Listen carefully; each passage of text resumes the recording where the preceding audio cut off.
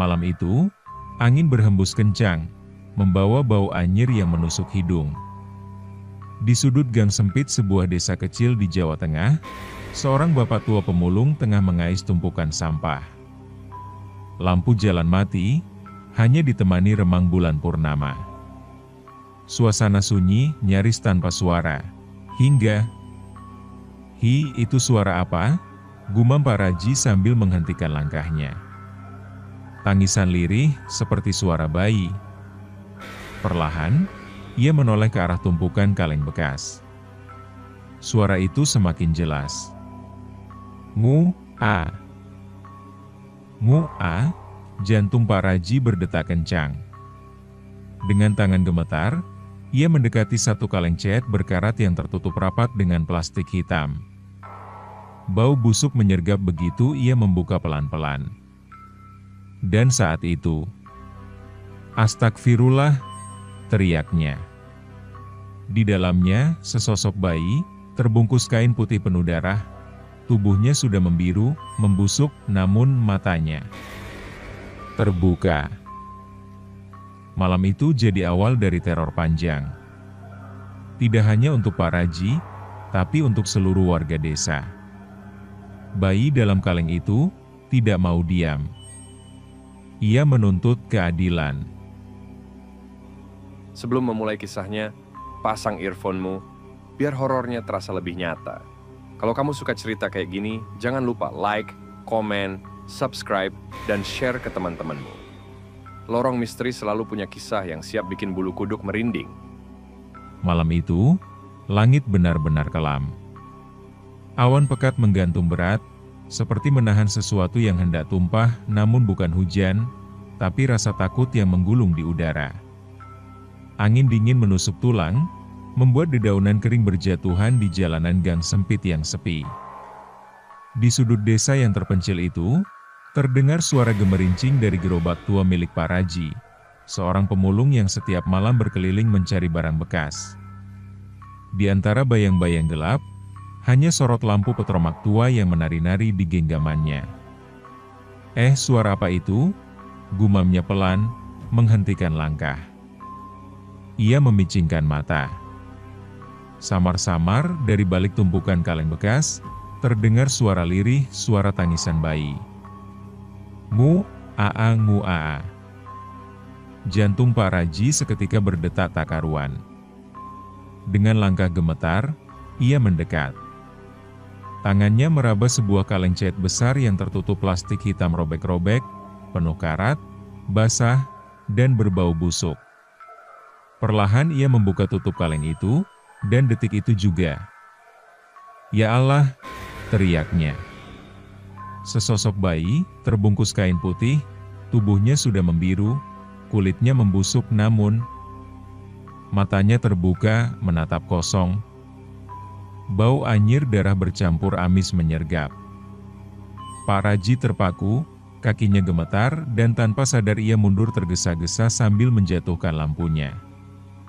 Tapi sebelum ia bisa berlari, kaleng itu bergerak sendiri, disertai suara tangisan bayi yang makin keras. Malam itu, jadi malam paling mengerikan, malam dimulainya teror yang tidak pernah mereka bayangkan. Sejak malam itu, Pak Raji tidak pernah lagi jadi orang yang sama. Tubuhnya lemas, matanya cekung, dan wajahnya pucat seperti orang yang baru saja bertemu malaikat maut. Rumah gubuk reot yang biasanya jadi tempatnya melepas lelah, kini berubah jadi penjara penuh teror. Malam-malam Pak Raji tak lagi tenang. Suara itu selalu kembali. "Ngu-a-a, ngu-a-a." Tangisan bayi lirih, kadang jauh, kadang tepat di sebelah telinganya. Bahkan saat ia menutup telinga, suara itu tetap terdengar, menggema, menusuk hingga ke tulang sumsum. "Ya Allah, apa salahku? Apa dosa hamba?" lirih Pak Raji sambil menutupi wajah dengan sarung, berharap suara itu hilang. Tapi malam itu, mimpinya jauh lebih buruk. Ia berdiri di tengah hutan gelap, ditemani suara kodok dan angin berdesir. Di depannya, Berdiri kalengket berkarat meneteskan darah perlahan menetes membentuk genangan. Tiba-tiba, tutup kaleng itu terbuka sendiri, dan sesuatu merangkak keluar. Bayi itu, tubuhnya membusuk, matanya kosong, darah mengucur dari rongga hidungnya. Kembalikan aku. Kembalikan aku. Ibu. Ibu. Suara parau itu membuat Pak Raji berteriak, namun suaranya tercekat, ia tak bisa bergerak, tak bisa bernafas. Sampai akhirnya, brak, ia terjatuh dari dipan bambunya. Nafasnya terengah-engah, peluh dingin membasahi tubuhnya. Tapi yang membuatnya benar-benar takut adalah, tangisan itu masih terdengar, padahal ia sudah bangun. Sejak malam penemuan itu, desa yang biasanya tenang berubah drastis. Pagi itu, ibu-ibu yang biasa ngerumpi di depan warung Mbah Marni, terlihat gelisah. Suara bisik-bisik menyelimuti suasana, seolah ada kabut kecemasan yang tak terlihat tapi terasa. "Sampeyan dengar nggak, Bu?" Semalam, si Parjo katanya dengar suara bayi nangis, tapi pas dicari, ora ono opo-opo, kosong, bisik Bu Sarti, dengan suara pelan tapi penuh ketakutan. "Aku juga dengar sekitar jam 2 malam, kayak suara dari belakang rumah. Tapi waktu kulihat, cuma ada kalengket bekas terguling," sambung Bu Rini. Suaranya gemetar. Bahkan anak-anak kecil yang biasa main peta umpet pun, mulai takut keluar rumah menjelang maghrib. Mereka bilang ada suara aneh, suara tangisan dari tempat sampah, dari selokan, bahkan dari bawah kolong rumah. Malam makin terasa mencekam. Setiap sudut desa, terasa diawasi. Ada warga yang bersumpah melihat bayangan kecil merangkak, melintas di depan rumahnya. Rambutnya kusut, badannya seperti bayi, tapi matanya merah menyala dan wajahnya separuh hancur. "Mbah, aku takut." Suara itu ada lagi. "Tolong." Suara seorang bocah terdengar memohon pada neneknya, sambil menutup telinga. Malam itu, semua warga sadar bahwa sesuatu memang sedang tidak beres di desa mereka. Malam itu, rumah Bu Sulastri terasa jauh lebih dingin dari biasanya. Angin menembus celah-celah dinding anyaman bambu, membuat lampu teplok bergoyang perlahan. Suaminya belum pulang, anak-anaknya sudah tertidur, tapi ada sesuatu yang membuatnya sulit memejamkan mata. "Ngu-a-a, ngu-a-a." Suara itu lagi-lagi suara tangisan bayi. Tapi kali ini bukan dari kejauhan. Suara itu ada di dalam rumahnya. Dengan tubuh gemetar, Bu Sulastri bangkit dari ranjang. Ia melangkah pelan, melewati ruang tengah menuju dapur. Lampu petroma kecil di tangannya bergetar. Keringat dingin menetes deras dari pelipisnya. Siapa di sana?" Tanyanya dengan suara bergetar, meski tahu tak mungkin ada bayi di rumahnya. Tapi, saat ia menoleh ke arah sudut dapur, jantungnya seperti berhenti berdetak. Di sana, di pojok dapur yang remang, duduk sosok bayi. Tubuhnya telanjang, kulitnya pucat membiru, darah menetes dari lubang hidung dan sudut bibirnya, matanya kosong, namun tatapannya menembus jiwa. Perlahan, bayi itu mendongak, menatap Bu Sulastri, lalu tersenyum, tapi senyuman itu robek sampai ke telinga dengan deretan gigi-gigi tajam menghitam. "Ibu, kenapa buang aku?" Suara lirih itu keluar jelas, terdengar dari mulut mungil yang dipenuhi belatung. Bu Sulastri menjerit sekeras-kerasnya hingga suaranya serak, namun bayi itu masih duduk di sana menatapnya tanpa berkedip. Setelah teror demi teror yang mengguncang desa, akhirnya warga mulai berani bicara. Mereka berkumpul di rumah Pak Lurah malam itu, membawa rasa takut bercampur penasaran. Pak Lurah yang biasanya tegas, malam itu terlihat gelisah. Matanya menatap kosong ke arah halaman. Di bawah pohon mangga, terlihat jelas kaleng cahaya tua itu terguling dengan bercak darah yang belum mengering. Kita nggak bisa diam aja, ini bukan cuma sekedar hantu, ini pertanda ada dosa besar yang sedang menuntut balas, ucap Mbah Karyo, seorang sesepuh kampung yang dikenal sakti. Malam itu, Mbah Karyo menggelar ritual sederhana. Ia membakar kemenyan, menaruh sesajen, dan mulai membaca doa-doa kuno. Tak lama, angin berhembus kencang. Lampu-lampu minyak bergoyang hebat. Bau anyir darah bercampur aroma kemenyan memenuhi ruangan. Suara itu muncul lagi. Mu-a-a, mu-a-a. Tangisan bayi terdengar dari dalam kaleng itu. Mbah Karyo membuka matanya, lalu menunjuk ke arah utara desa. Jejaknya ada di sana. Sosok yang membuang bayi ini masih hidup dan dia adalah bagian dari kalian, seseorang yang kalian kenal, bahkan kalian percaya. Semua warga saling pandang. Wajah-wajah mereka pucat, sebagian mulai terisak. Hati mereka berdesir, siapa yang tega melakukan dosa sebesar ini? Malam itu, sebuah rahasia lama mulai membuka pintunya dan kebenaran terasa jauh lebih menakutkan dibanding hantu itu sendiri. Malam itu, angin bertiup lebih kencang dari biasanya. Awan hitam menggulung, menyelimuti desa, seolah-olah alam pun ikut menahan nafas, menanti sesuatu yang besar akan terjadi. Suasana di rumah Pak Lurah masih mencekam. Mbah Karyo duduk bersila. Wajahnya serius, pandangannya tajam seperti menembus batas alam kasat mata. Perlahan, ia menaburkan bunga 7 rupa ke atas kaleng cat tua itu. Asap dupa mengepul dan suara tangisan bayi terdengar lagi, semakin nyaring, semakin menyayat. Mu-a-a, mu-a-a.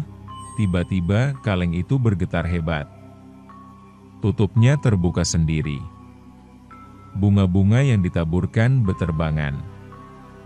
Dan dari dalam kaleng itu, muncul bayangan hitam kecil, seperti sosok bayi, melayang perlahan mengarah ke seseorang. Semua orang spontan menoleh ke arah Ratna. Ratna, seorang gadis muda, anak Pak Thohir, penjual warung di ujung gang. Wajahnya pucat, tubuhnya gemetar hebat. Ia mencoba menunduk, tapi bayangan itu terus melayang mendekatinya, seperti menuntut, seperti menanyakan sesuatu. Mbah Karyo berdiri, menatap tajam. Ratna, sudah cukup, sampean mau sampai kapan nutupi aib ini? Suaranya dalam berat dan menggetarkan seluruh ruangan. Ratna menutup wajahnya, tubuhnya mulai terguncang. Air mata bercucuran, bibirnya gemetar, lalu ia berteriak histeris. Iya, itu bayiku. Itu anakku. Seluruh warga terdiam. Beberapa langsung mundur, sebagian menutup mulut, syok, tak percaya. Ratna, gadis yang selama ini dikenal baik, sopan, penurut, ternyata menyimpan rahasia kelam. Malam itu, semua topeng kebaikan runtuh. Dan awal dari kebenaran yang menyakitkan akhirnya terungkap. Malam itu, setelah pengakuan Ratna, suasana desa benar-benar berubah. Udara terasa jauh lebih berat, lebih dingin, bahkan napas pun seperti sulit ditarik. Seolah alam sedang bersiap untuk melepaskan amarahnya. Di rumah Pak Lurah, Ratna masih menangis histeris. Tubuhnya gemetar, wajahnya pucat, tapi tidak ada satupun warga yang berani mendekat. Semua memilih mundur, karena bau amis darah tiba-tiba memenuhi ruangan, semakin menyengat, semakin menusuk. Mu-a-a, mu-a-a. Tangisan bayi itu terdengar lagi, tapi kali ini tidak seperti sebelumnya. Suara itu berubah. Lebih berat, lebih parau, bercampur dengan suara tawa dan erangan menyakitkan. Lampu-lampu petromak mendadak padam, angin kencang menerjang benda-benda beterbangan, sesajen mental, dan kaleng cat itu terguling sendiri, darah segar mengalir keluar dari celah-celahnya. Tiba-tiba, di tengah ruangan, Sosok bayi itu muncul. Tubuhnya penuh luka, kulitnya membusuk, dagingnya terkelupas, matanya merah menyala, dan ia merangkak dengan posisi tubuh terbalik seperti kayang. "Ibu, kenapa? Kenapa buang aku?"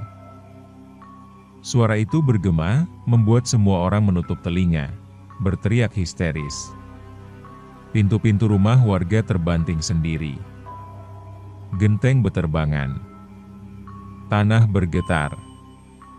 Hujan turun deras, disertai petir menyambar. Malam itu, desa berubah jadi neraka. Arwah bayi itu marah. Sangat marah. Dan siapapun yang tahu, tapi memilih diam atas dosa itu, kini ikut menanggung akibatnya. Malam itu, seluruh warga berkumpul di balai desa. Wajah-wajah mereka pucat, penuh kecemasan. Tangisan, teriakan, dan suara benda-benda pecah masih terdengar dari berbagai penjuru. Desa benar-benar dalam kepungan teror. Mbah Karyo, dengan tangan gemetar, menyiapkan ritual terakhir. Ini bukan ritual biasa. Ini adalah ritual pemanggilan arwah penuh amarah, ritual untuk berdamai atau menghadapi murka yang lebih besar. Di tengah halaman, sebuah lingkaran dibuat dari tepung beras. Bunga 7 rupa disusun melingkar.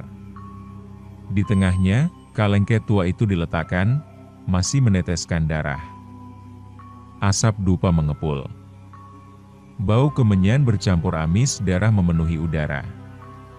Mbah Karyo mulai membaca mantra, suara lirihnya menggema, bercampur angin dingin yang berputar kencang di sekeliling mereka.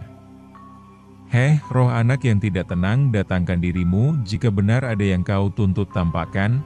Angin berhenti, suasana hening seketika. Bahkan suara jangkrik pun lenyap. Tiba-tiba, petir menyambar, dan asap pekat muncul dari dalam kaleng itu. Perlahan, sepasang tangan mungil keluar, merangkak, disusul kepala kecil dengan wajah hancur, mata merah menyala. "Ibu!" Suara itu melengking, semua orang menutup telinga, beberapa langsung jatuh pingsan. Sosok bayi itu muncul, berdiri, menatap Ratna yang duduk bersimpuh, tubuhnya menggigil ketakutan, air mata bercucuran tanpa henti.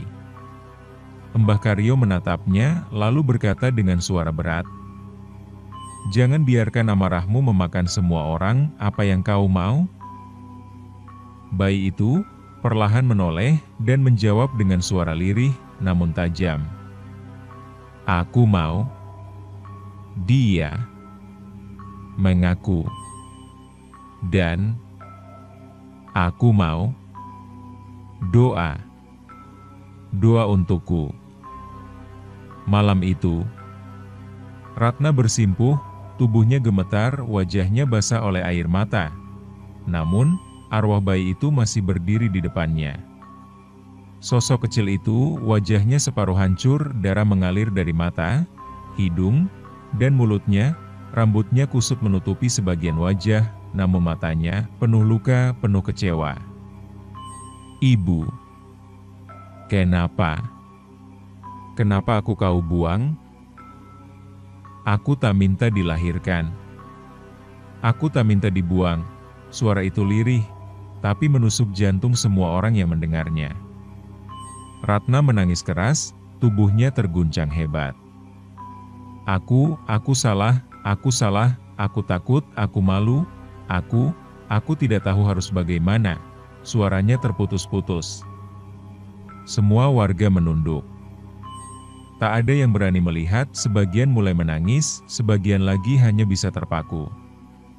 "Maafkan aku, maafkan ibu, ibu bodoh, ibu hina, ibu dosa besar."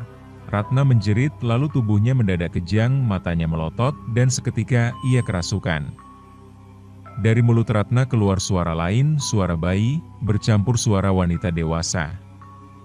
Kembalikan aku, aku ingin tenang. Aku ingin tenang." Tubuh Ratna berguling di tanah, lalu mendadak berdiri dengan posisi kayang, kepala terbalik, dan menatap semua orang sambil tertawa cekikikan. Kalian semua tahu, tapi diam. Kalian ikut berdosa. Petir menyambar. Angin kencang berputar. Genteng beterbangan. Pohon tumbang. Desa benar-benar seperti neraka malam itu. Dan di tengah kekacauan itu, suara tangisan bayi terus terdengar lirih, penuh luka, penuh amarah, dan penuh kesedihan. Malam itu, suasana desa benar-benar seperti neraka. Petir menyambar tanpa henti, angin kencang menghempaskan pepohonan, suara tangisan bayi bergema bercampur dengan jeritan Ratna yang kerasukan. Tubuh Ratna masih dalam posisi kayang, matanya melotot, mulutnya menganga, tertawa dan menangis dalam waktu bersamaan. Aku ingin tenang. Aku ingin tenang.